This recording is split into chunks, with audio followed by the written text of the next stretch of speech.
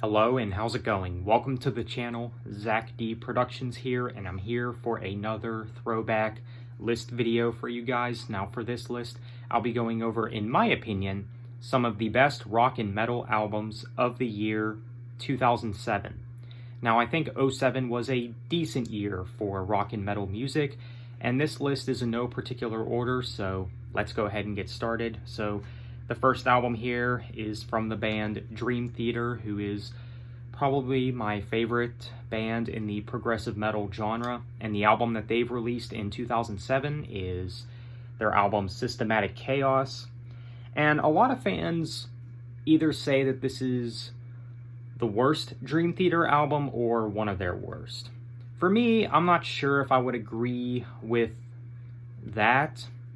I definitely don't agree that it's their worst. I think it's definitely not their worst. I still think The Astonishing is probably their weakest album, but even that one has some pretty decent songs on it. But definitely not their worst. One of their worst, that's debatable. That is.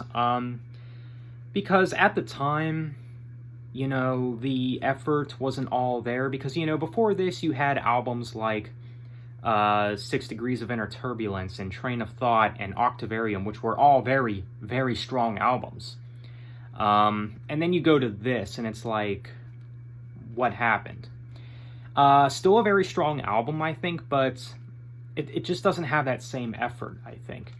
But all in all, still a very strong album, I think. There's still some very good songs on here, like In the Presence of Enemies Part 1 and 2, Forsaken, Constant Motion, and The Dark Eternal Night. All very strong tracks for sure.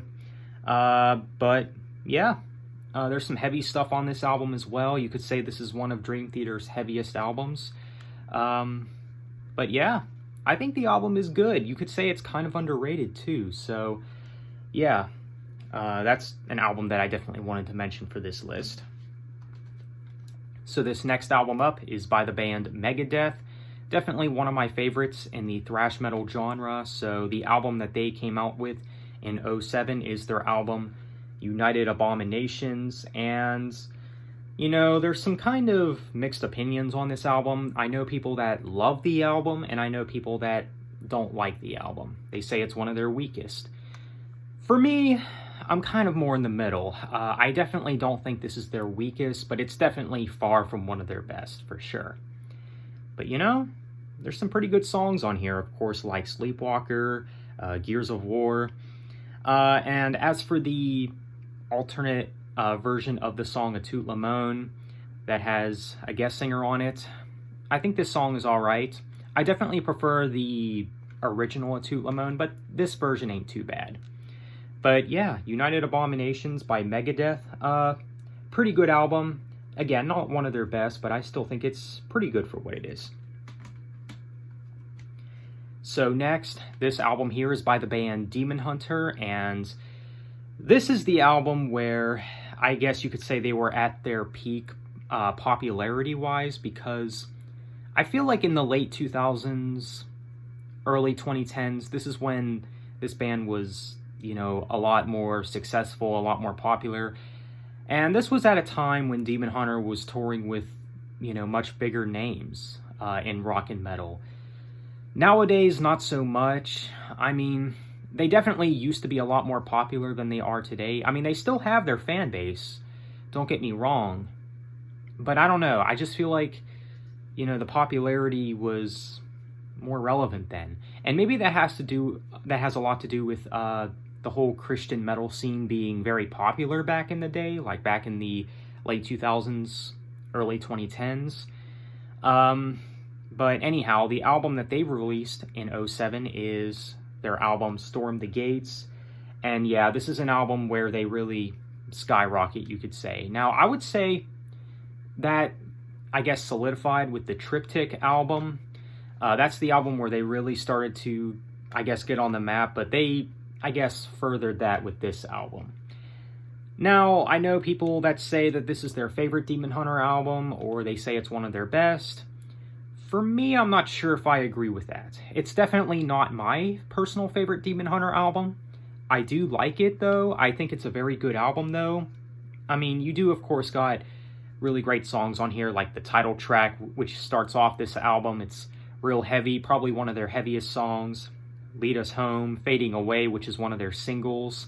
And I believe it was also one of the first Demon Hunter songs I ever heard. I still really dig that song.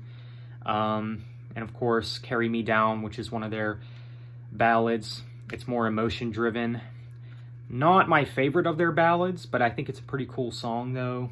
And of course, you got Thorns and Follow the Wolves, which are pretty good. And then you have the song Incision, which I always thought that song was pretty underrated. Probably one of the most underrated songs from this album, but yeah, in my opinion, not their best. I know there's people that, again, love the album, and then there's people that just think it's okay, or they just like the album. They say it's one of Demon Hunter's weakest, even though it's still good. I definitely don't think it's their weakest.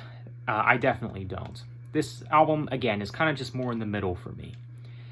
But yeah, pretty good album overall. So this next album here is by another metalcore band.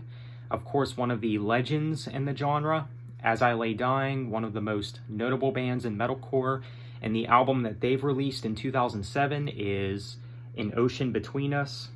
And this is actually my favorite As I Lay Dying album. And yeah, that is kind of a popular opinion, because there's a lot of people that say that this is their favorite, or this is As I Lay Dying's best album. Without a doubt. I mean, this album, it pretty much has it all. It pretty much has everything you want from the band. And this is the album where they really started to add in a lot more singing, a lot more melody into their sound. Because with the first few As I Lay Dying albums, it's been mostly harsh vocals all the way through. But you could tell at this point, they're starting to, add a lot more melody and kind of innovate their sound in some way. You got some pretty different sounding stuff on this album, especially for its time, such as I Never Wanted, which is maybe one of the most unique As I Lay Dying songs there is. This is probably the closest thing they've ever gotten to a ballad. I really dig that song. I still think it's a really great song, probably one of my favorites on the album. And of course, you can't go wrong with the other stuff on this album as well, like Nothing Left. Easily one of the best As I Lay Dying tracks. The title track is also good, Within Destruction. The Sound of Truth, which is, of course, a single. This Is Who We Are is pretty good, but yeah, definitely a strong album. And again, probably As I Lay Dying's best album. So this next album here is by the band Linkin Park. Definitely a legendary band. May Chester Bennington rest in peace. Really great frontman. He had a really great voice, and just one of those voices that really can't be matched. And this album here, I would say, is probably Linkin Park's most underrated album, which is kind of surprising since this is their third studio album. And usually with most bands don't really put out their, you could say, underrated albums till later down their career. But this one here, it gained some commercial success, some popularity, but just not as much as their first two albums. But either way, the album that they've released in 2007 is their album Minutes to Midnight. And again, pretty underrated album. I would say that this is Linkin Park's most underrated album. Yeah, I will admit, it does pale in comparison to the first two albums, Hybrid Theory and Meteora, but this album still has a lot to offer. I still think it's a very strong album, though. You, of course, got songs like Given Up, which this is probably the closest thing on this album to what you would get from their first two albums. It's pretty heavy, pretty energetic, and the scream that Chester lets out in the song, I mean, he really does have some range. Leave Out All the Rest is pretty good. What I've Done was one of the first Linkin Park songs I ever heard. That's a really good song as well.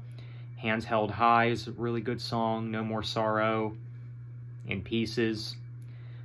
Kind of different. There is some moments on this album I'm not too crazy about, though, like Shadow of the Day. I've never been a big fan of that song. Not bad, but never been a fan of it. The same could be said about songs like Valentine's Day and The Little Things Give You Away. Again, not bad tracks, but just songs that I don't think to return to very much. But all in all, really good album from Linkin Park. So lastly, this album here is by the band Rush, who is definitely one of my favorite bands, and obviously one of my favorite bands in the progressive rock genre. And some people say that this is one of their weakest, and I can understand why. This album here, you could tell, not as good as their 70s, 80s, or even 90s work. I think the 2000s is kind of a low point for Rush.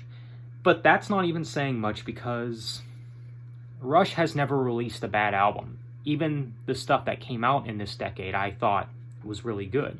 So the album that Rush released in 2007 is their album Snakes and Arrows. And you know what? I would even go as far to say that this is one of Rush's heaviest albums.